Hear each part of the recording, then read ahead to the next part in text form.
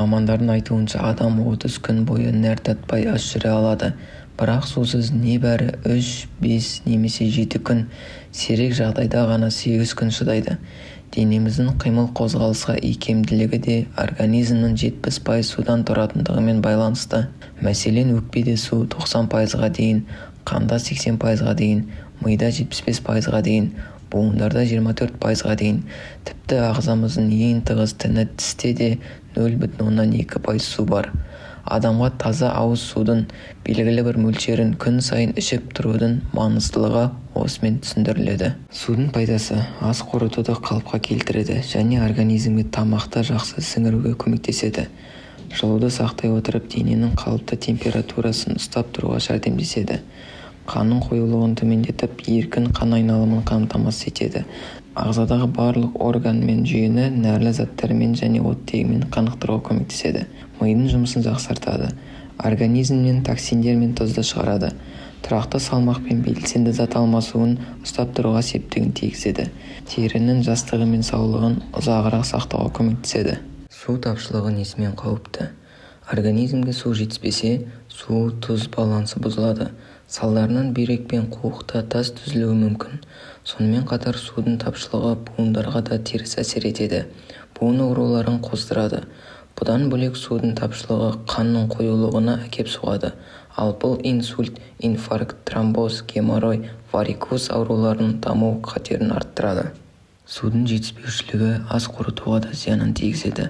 Ас қорыту ферменттерін бөлу процесі баяулайды. Асқазан ішек жолы ақырын жұмыс істейді. Тамақ ішекте ұзақ уақыт тұрып қалып, алдымен ашу, кейіннен қабыну процесі басталады. Сондай-ақ организмде судың жетіспеушілігі көп жағдайда созылмалы іш қатуға, гастритке, тіпті асқазан жарасына да себеп болады.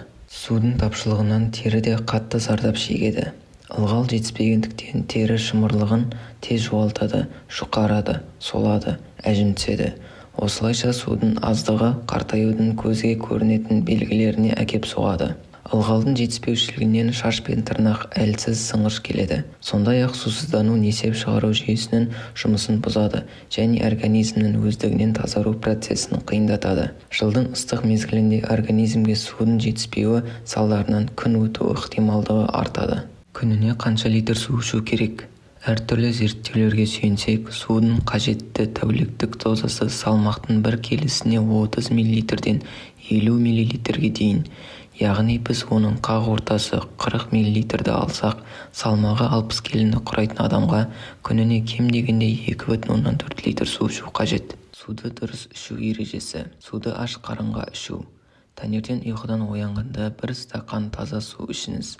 Осылайша сіз түн ішінде қалыптасқан ылғал тапшылығының орнын толтырасыз. Қан қысымын қалыпқа келтіріп, қан айналымын жандандырасыз. Суды тамаққа дейін ішу.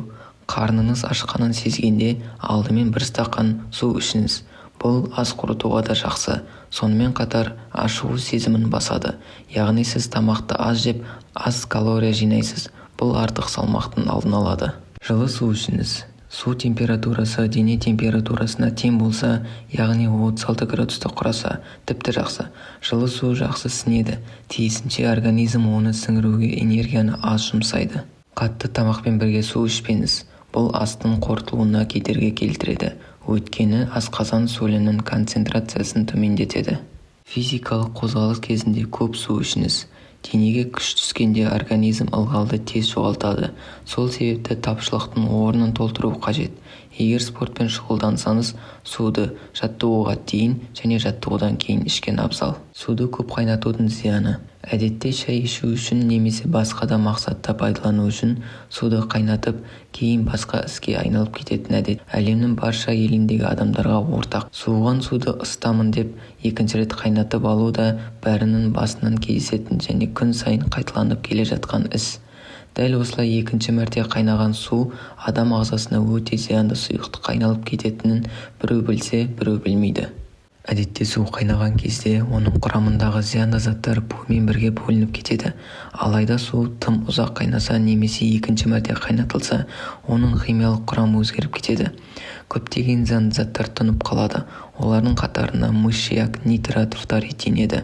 Әуел баста пайдалы болған минералды заттардың өзі ұзақ қайнау салдарынан көп мөлшерде тұнып, зиянды формаға ауысып кетеді. Мысалға, кальций тұзын алайық. Қалыпты жағдайда бұл пайдалы минерал саналғанымен, көп мөлшерде тұнып қалса, ол бүйректе тас пайда болуына себепкер, зиянды зат болып шыға келеді. Сонымен достар, бүгінгі видеомыз өз мәресіне жетті. Мен сіздермен күнделікті пайдаланып жүрген қарапайым суымыз туралы көп айтыла бермейтін пайдалы ақпараттармен бөлістім деп ойлаймын. Келесі пайдалы ақпараттарды жіберіп алмау үшін арнама жазылып қоңырауды басып қойыңыз.